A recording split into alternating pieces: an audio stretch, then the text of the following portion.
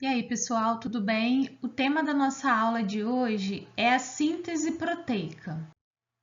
Gente, a síntese proteica, ela é dividida em algumas etapas. Eu tenho a transcrição, onde a partir de uma molécula de DNA, eu tenho a transcrição dessa informação para o RNA mensageiro e o processo de tradução, onde a partir desse RNA mensageiro que foi formado, eu tenho a produção de uma proteína. Nas células eucariontes, o processo de transcrição ele vai ocorrer na célula. Já o processo de tradução, gente, vai acontecer no citoplasma. Em se tratando das células procariontes, tanto o processo de transcrição quanto de tradução irão acontecer no citoplasma dessas células procariontes. Gente, o DNA é a molécula que armazena informações e essas informações que serão utilizadas para coordenar as nossas atividades celulares. Ali no nosso DNA, nós temos o que nós chamamos de genes. O que é um gene? O gene é um pedaço do DNA, é um trecho do DNA que consegue ser transcrito para RNA mensageiro e traduzido para formar proteína. Então, pessoal, o gene seria basicamente a parte do DNA que tem informações para a produção de proteína. No nosso DNA, a gente tem uma média de 20 a 25 mil genes. E aí, pessoal, boa parte do nosso DNA é o que a gente chama de região não codificante. São regiões que não codificam nada. Os genes, então, eles compreendem uma porcentagem bem pequena do nosso DNA. E aí, gente, o conjunto de genes de uma determinada espécie nós iremos chamar de genoma. Então, o que é o genoma? Genoma é o conjunto de genes de uma espécie e cada espécie vai ter um genoma diferente. Lembrando que quando eu falo de características morfológicas, de características fisiológicas de um ser vivo, essas características elas estão diretamente relacionadas com quais proteínas eu vou conseguir produzir a partir desse material genético, a partir dessa fita de DNA. Existe um termo que é importante a gente conhecer. Esse termo é a regulação da expressão gênica. O que isso quer dizer, pessoal? O nosso gene, o nosso material genético, ele pode ser ativo ou ele pode ser inativo. O que acontece? Nós temos o mesmo DNA em todas as células do nosso corpo, certo? Agora, por que nós temos essa diferenciação celular que acontece, sendo que o material genético é o mesmo? Como que pode você ter no seu corpo uma célula hepática, você tem um neurônio, você tem uma célula de defesa do seu corpo, um glóbulo branco, todas essas células tendo o mesmo material genético e sendo tão diferentes. O que aconteceu para uma célula se diferenciar para um neurônio e para outra célula se diferenciar para formar uma célula da pele, por exemplo, sendo que o material genético é o mesmo? Isso aí que está relacionado com a expressão dos genes. Os genes, esses trechos de DNA que nós temos, esses genes, eles podem ser ativos ou inativos. Então, gente, essa expressão dos genes, essa regulação da expressão dos genes, que será importante para que a gente tenha essa diferenciação celular que acontece, essa diversidade de células aí nos seres multicelulares. Os genes, eles podem ser ativos ou inativos, e isso que vai estar influenciando nessa diferenciação celular.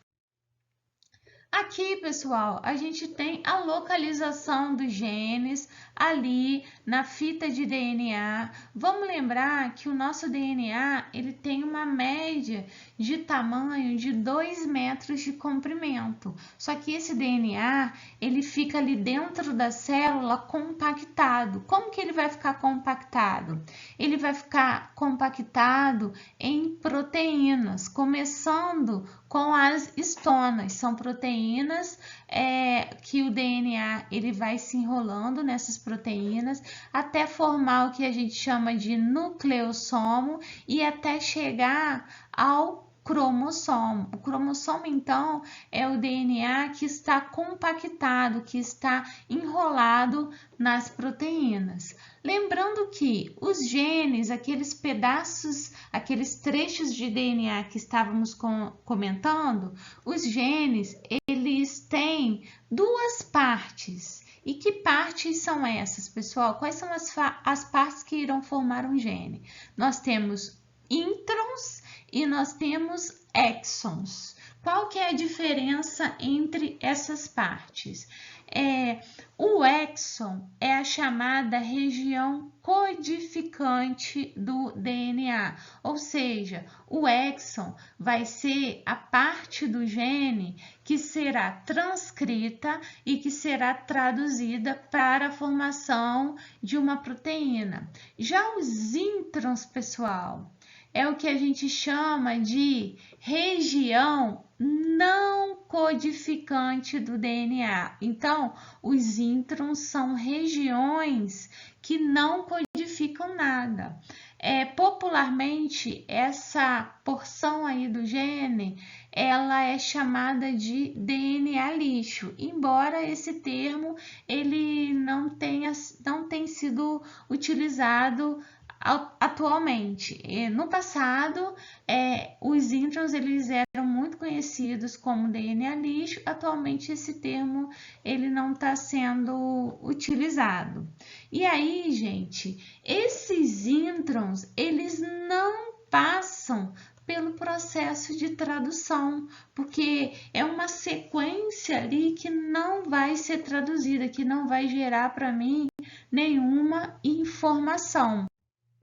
Embora esse nome DNA lixo, né, DNA considerado lixo, seja um termo que associe a um DNA que não é utilizado, a um DNA que não tem utilidade, através de estudos a gente pôde entender que essa região ali do gene, essa região ali do material genético, que é o intron, essa região, ela tem uma importância sim, embora eu não consiga traduzir, eu não tenho informação ali para ocorrer a tradução em uma proteína, essas regiões não codificantes, essas regiões de intron, são regiões que fazem a regulação da parte codificante do DNA. Então, os introns, eles acabam regulando essas regiões codificantes que nós chamamos de exons.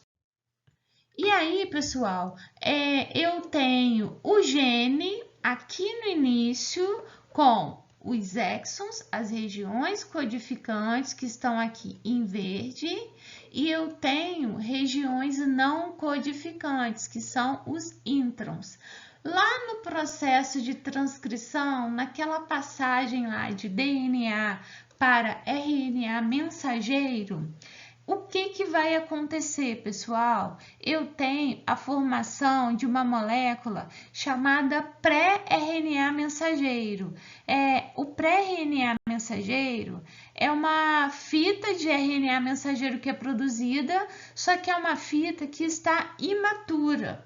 Essa fita, ela apresenta exons e ela apresenta introns. Ela apresenta tanto parte codificante quanto parte não codificante. E aí, o que vai acontecer para que esse RNA mensageiro ele possa estar pronto para ser traduzido, ele possa ir para sua forma funcional? Esse RNA mensageiro que está imaturo, ele vai passar pelo que a gente chama de splicing, ou processamento do RNA mensageiro. O splicing vai ser o momento que ocorre a retirada dos introns. Os introns, a gente brinca que eles são os intrometidos. Os introns, então, essa parte que não codifica nada, essa parte vai ser retirada. Quando essa parte é retirada, quando os introns eles são retirados, eu vou terminar com um RNA mensageiro maduro, funcional, contendo apenas exons, ou seja, contendo apenas as regiões codificantes ali do meu gene. E aí, quando esse RNA mensageiro passou pelo processo de splicing, quando esse RNA mensageiro ele está maduro, ele vai estar pronto para que ocorra o processo de tradução. Vamos lembrar, gente, que esse processo de splicing vai acontecer no núcleo da célula. Então, o processo de transcrição ele está ocorrendo ali no núcleo da célula e eu formo o pré-RNA mensageiro que está imaturo. A gente tem o processo de splicing que tira os introns, os intrometidos, e eu consigo produzir um RNA mensageiro funcional. Aí, a partir desse momento, a gente vai ter a modificação da localização desse RNA mensageiro. Esse RNA mensageiro ele vai lá para o núcleo da célula, para o citoplasma da célula, para que ocorra o processo de tradução. Então, olha só, gente, vamos voltar aqui nessa imagem. Vamos observar que em verde eu tenho os introns, certo? Os intrometidos. Então, os introns, aquelas regiões não codificantes, elas foram retiradas. E aqui vai sobrar para mim, nesse RNA mensageiro funcional, apenas exons. Eu tenho aqui o exon 1, o exon 2, o exon 3 e o exon 4. Então, gente, quando esses exons eles vão ser reorganizados para formar essa fita aqui de RNA mensageiro funcional, esses exons eles podem ser reorganizados de formas diferentes, em posições diferentes. Então, devido a essa diversificação ali na organização dos exons, eu consigo, a partir de um RNA mensageiro, eu consigo produzir diversas proteínas. Por esse motivo que a gente tem essa diferença ali na conta. Então, a partir de 20 a 25 mil genes, eu consigo produzir uma média de 400 mil proteínas. Essa questão da UFRJ, ela fala sobre esse assunto. Suponha que um gene de um eucarioto responsável pela síntese de uma proteína. Nesse gene existem introns, ou seja, regiões do DNA cujas informações não estão presentes na proteína em questão. As regiões do RNA transcrito correspondentes aos introns são eliminadas após o processo de transcrição. A figura a seguir representa o resultado de uma experiência de hibridação do RNA mensageiro com a cadeia de DNA que lhe deu origem. A figura mostra 5 regiões, identificadas por números de 1 a 5. Quais dessas regiões correspondem aos introns? Justifique sua resposta. Olha só, gente, no número 1, eu tenho a cadeia de DNA que lhe deu origem. Eu tenho aqui o gene. Então, esse gene ele tem tanto as regiões que são codificantes, que são os exons, quanto as regiões não codificantes, que são os introns. Aqui no número 2, eu tenho o RNA mensageiro. Agora, a pergunta é: quais regiões que a gente tem aqui que correspondem aos introns? Observando aqui, pessoal, os introns, a gente pode ver que são as regiões de número 2 e número 4, porque lá no RNA mensageiro, esse RNA mensageiro, ele já é um RNA funcional, porque é um RNA que já perdeu ali as regiões não codificantes, ele já perdeu os introns. Eu tenho apenas exons nesse RNA mensageiro. O RNA, gente, ele é a molécula que vai trabalhar, que vai atuar na síntese proteica. Então, esse é o grande personagem da síntese proteica. Aonde que a gente encontra RNA? Eu encontro RNA no núcleo da célula, eu encontro RNA nas mitocôndrias, nos cloroplastos, tem RNA no citoplasma e também, gente, existe RNA associado aos ribossomos. Em sua maioria, o RNA ele é fita simples. A gente tem exceções, que é o caso de vírus. Existem vírus que são formados por RNA de fita dupla. Gente, existem 3 tipos de RNA. Eu tenho o RNA ribossômico, que é um RNA que vai formar o ribossomo, então ele faz parte ali da composição do ribossomo. Eu tenho o RNA mensageiro, é um RNA que vai levar a mensagem, e eu tenho o RNA transportador. O RNA transportador, ele vai transportar aminoácidos. Então, gente, eu tenho as imagens representando esses tipos de RNA. Aqui, a princípio, olha, o RNA mensageiro levando a mensagem que saiu lá do DNA, né, que foi transcrita para RNA mensageiro. Eu tenho o RNA ribossômico, que vai fazer parte ali da formação de unidades ribossomais, e eu tenho o RNA transportador, parecendo um trevo, e esse RNA transportador que vai transportar os aminoácidos para que ocorra a síntese das cadeias polipeptídicas. Gente, no processo de transcrição, o DNA ele vai ser um molde para a gente formar essa fita de RNA mensageiro. E aí, vamos lembrar, gente, que quando eu tenho o processo de transcrição, esse processo ele vai acontecer pela ação de uma enzima, a enzima RNA polimerase. A RNA polimerase, ela só trabalha em um sentido, que é o sentido 5' 3'. Então, a direção do processo de transcrição é a direção 5' 3'. Isso que a gente vai observar nessa imagem aqui. Eu tenho a dupla fita de DNA, eu tenho aqui a fita senso, 5' 3', e eu tenho a fita antissenso, 3', 5'. Agora, olha só o sentido da transcrição do RNA mensageiro. Pessoal, a transcrição ela vai acontecer no sentido 5', 3'. Então, vai ser na direção oposta, no sentido oposto ao que a gente encontra lá na fita molde, na fita de DNA.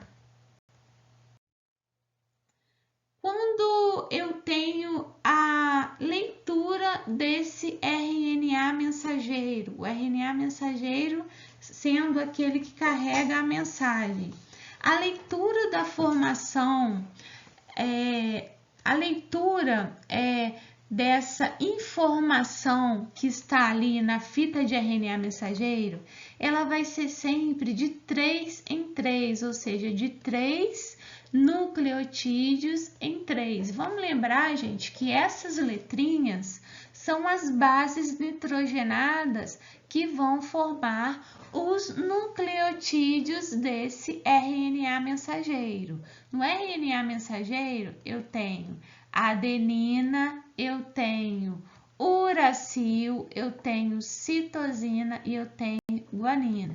Então, a timina, pessoal, ela é encontrada apenas no DNA. Eu não tenho timina aqui no RNA mensageiro. Eu tenho, então, a formação do que a gente chama de códons. O que são os códons? Os códons são trincas de nucleotídeos. A cada 3 nucleotídeos, nós iremos formar um códon. E esse RNA mensageiro, ele vai ser lido de 3 em 3. Então, ele vai ser lido nesse grupo aí de 3 nucleotídeos que irão formar o códon. E a cada códon que eu tenho, vai estar chegando um aminoácido. E quem que vai trazer esse aminoácido? Será o RNA transportador. Então, pessoal, o RNA mensageiro é o cara que leva a mensagem. Então, vocês podem imaginar aí um carteiro, ele está levando uma mensagem. Os códons, eles podem ter 64 combinações possíveis. Por que 64 combinações possíveis? Ó, nós temos trincas de nucleotídeos para formar um códon. Então, 3 nucleotídeos irão formar um códon. O primeiro nucleotídeo, ele pode ser A, ele pode ser U, ele pode ser o C e ele pode ser o G. Então, eu tenho 4 opções aqui no primeiro nucleotídeo. No segundo, eu também posso ter A, U, C ou G. Eu tenho 4 opções também. No terceiro nucleotídeo, eu também tenho 4 opções. Então, ao total, eu vou ter 64 combinações possíveis. Lembrando que dessas 64 combinações, 3 delas não irão me especificar aminoácido. São os chamados de códons de término, códons de parada, stop códon. E que códons são esses? O AA, o GA e o AG. Gente, síntese proteica, então, é contada de uma forma um pouquinho diferente. Então, na forma de historinha. Olha lá, eu tenho o RNA mensageiro que foi formado lá no núcleo da célula, como um produto da transcrição. Então, aquela informação, gente, para formar proteína, ela estava lá no DNA da minha célula, ele estava lá nos genes, né? Ele estava lá no trecho do meu DNA chamado de gene. Aquela informação, ela foi transcrita para o RNA mensageiro. O RNA é uma molécula menor que o DNA e é uma molécula mais versátil. Esse RNA vai sair do núcleo da célula e vai ser traduzido. No caso do DNA, gente, ele fica apenas ali no núcleo, ele detém a informação, mas quem que vai trabalhar realmente vai ser o RNA mensageiro. Então, aqui no segundo quadrinho, olha lá, o RNA mensageiro ele está no núcleo da célula. Ele foi produzido, já aconteceu o splicing, já tiramos lá os introns, aquelas regiões não codificantes, e esse RNA mensageiro ele está prontinho. Ele vai sair do núcleo da célula, ele vai lá para o citoplasma em direção ao ribossomo. Quem que são os ribossomos? São as chamadas fábricas de proteínas. Então, os ribossomos são organelas não membranosas que tem como função a síntese proteica. E é isso que o RNA mensageiro veio contar para o ribossomo. Ó, ribossomo, eu tenho instruções que vieram lá do DNA. Essas instruções, elas são utilizadas para a construção de proteínas.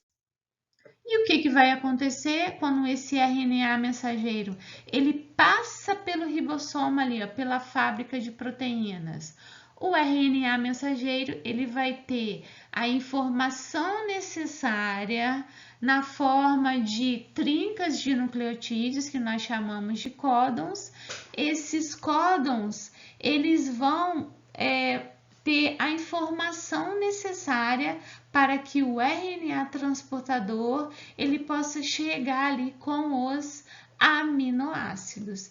E lá no ribossomo nós vamos ter então a formação das cadeias polipeptídicas. Então, esses personagens aqui, ó, eles estão representando os diferentes aminoácidos. A cadeia polipeptídica de aminoácidos irá formar ao final uma proteína. Então, gente, DNA no núcleo da célula formou RNA mensageiro. RNA mensageiro saiu do núcleo, ele vai ser traduzido ali no ribossomo, presente no citoplasma das células. RNA transportador tem esse formato de trevo e ele vai estar chegando ali no ribossomo com os aminoácidos para que a cadeia polipeptídica possa ser formada e assim ao final a gente ter a síntese proteica. Gente, o processo de tradução, ele começa com um códon de iniciação. O códon de iniciação é o códon AUG. Então, naquele códon ali do meu RNA mensageiro, quando tem o AUG, eu sei que a tradução ela vai começar. O códon AUG, ele vai trazer para mim ali, ele vai dar mensagem para o RNA transportador trazer o aminoácido metionina. Então, esse códon ele codifica o aminoácido metionina e ele especifica esse início do processo de tradução. Existem algumas exceções, tá bom, gente? Por exemplo, a valina, ela pode até acontecer no caso da síntese de proteínas em bactérias. Pessoal, lembra que a gente falou daquelas 64 combinações de códons? Dentre essas 64, eu tenho 3 que não codificam nada, são os chamados códons de término ou stop códons. Então, ao final, nós temos 61 combinações para chegar o aminoácido, para que o RNA transportador possa estar chegando com aminoácidos e assim a gente formar a nossa cadeia polipeptídica. 3 não vão trazer para mim aminoácido, 3 serão códons de término do processo de tradução. Gente, essa imagem, ela resume um pouquinho esse processo de síntese proteica, de tradução. Eu tenho lá no RNA mensageiro as trincas de nucleotídeos que serão chamadas de códons. Esses códons, eles têm que encaixar, gente, com o que a gente chama de anticódon. Aqui em amarelo, nós temos o RNA transportador. O RNA transportador, ele tem um anticódon e esse anticódon, ele vai ter a presença desses nucleotídeos que irão ter que complementar aqui, ó, por complementaridade, eles vão ter que complementar com aquele códon que estava presente lá no RNA mensageiro. E com isso, esse RNA transportador, ele vai trazendo o aminoácido. Esse caso aqui do códon AAA, ele vai complementar com um anticódon UUU que estava presente lá no RNA transportador, e esse RNA transportador ele está chegando com um aminoácido lisina e vai ocorrendo essa formação da cadeia polipeptídica. Lembrando que, pessoal, nesse processo aí eu tenho o ribossomo como fábrica de proteína. Então, o ribossomo que vai ser o local por onde a gente vai ter esse processo de tradução. Essa imagem, ela representa bem esse processo de tradução, porque eu tenho aqui dois sítios importantes para a gente comentar. Olha só, pessoal, eu tenho o sítio P e eu tenho o sítio A. O sítio P, ele vai ser o primeiro local por onde esse RNA transportador ele vai estar chegando ali no ribossomo. Então, eu tenho no RNA mensageiro o códon, no RNA transportador eu tenho o anticódon, e esse RNA transportador ele vai se ligar nesse sítio aqui presente no ribossomo, no sítio P. Em seguida, a gente tem um outro sítio, o chamado sítio A. O sítio A é o local para a ligação do próximo RNA transportador. Esse próximo RNA transportador, ele vai estar trazendo um outro aminoácido. Também vai estar encaixando aqui de acordo com a informação que estava lá no códon do RNA mensageiro. E o que vai acontecer quando eu tenho esses dois RNAs transportadores acoplados, né, nesses locais ali do ribossomo? Gente, vocês estão vendo aqui os aminoácidos? Esses aminoácidos, gente, eles irão formar uma ligação peptídica para que a nossa cadeia polipeptídica para formar a proteína, ela comece a ser sintetizada.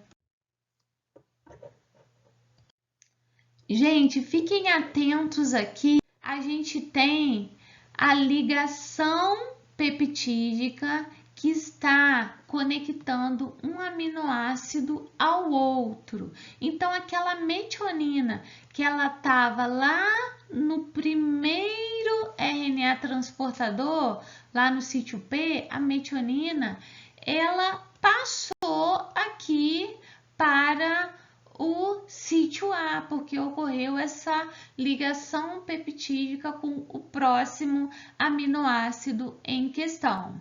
Nessa situação aí, gente, o RNA mensageiro, ele vai andar um pouquinho para frente do ribossomo. Então, a gente tem ali, por um códon,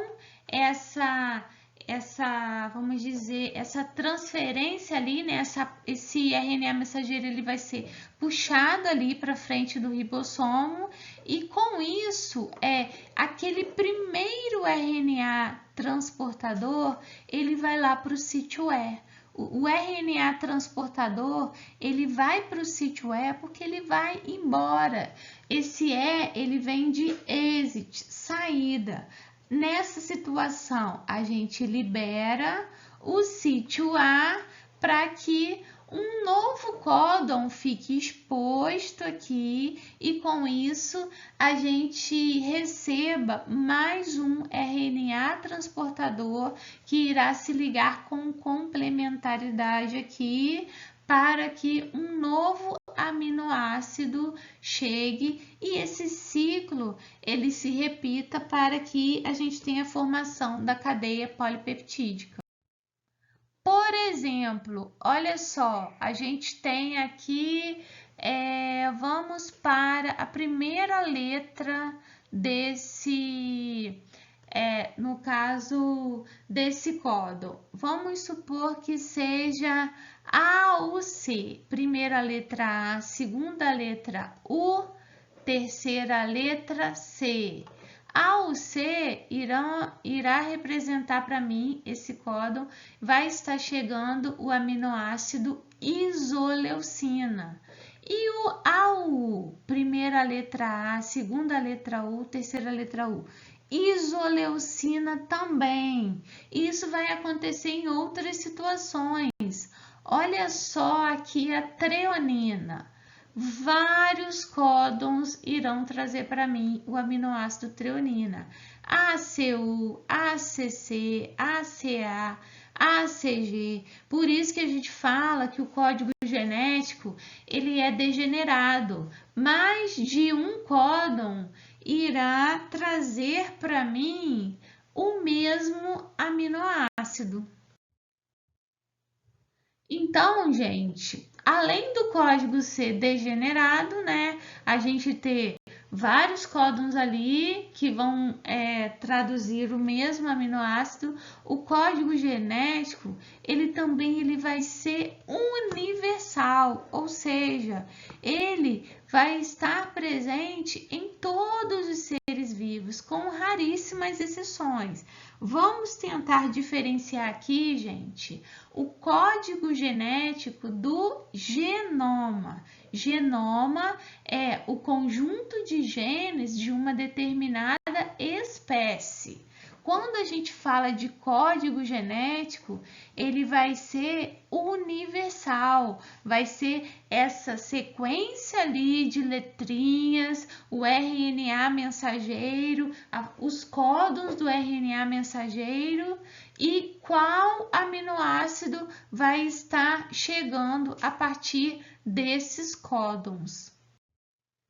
Questãozinha do Enem de 2018, pessoal.